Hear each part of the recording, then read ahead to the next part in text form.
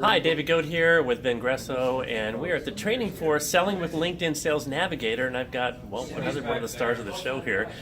She's got an SSI of, what, 87? 82. Working on 87. Getting up there. Okay. And what's your name? Natasha Prusa. Natasha, what do you do at Conversica? I am international sales development. All right. Well, give us one of your great big takeaways from day one. I know we're just getting ready to start on day two, but what did you get out of yesterday?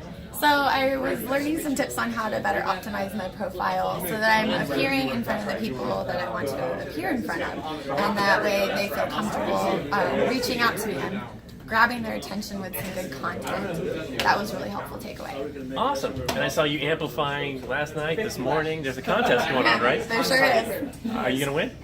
I'm hoping to win. What's Got your- some stiff competition though. Well, they're not going to see this, so what's your secret in getting such a high score? So if someone engages with you, make sure you reply to them. It's not one-sided. You really have to get in there and respond, be gracious, and thank them for their comments and ask them questions to keep the engagement going. All right. Well, thanks for a couple of minutes here, Natasha, and go kill it now. All right. See you.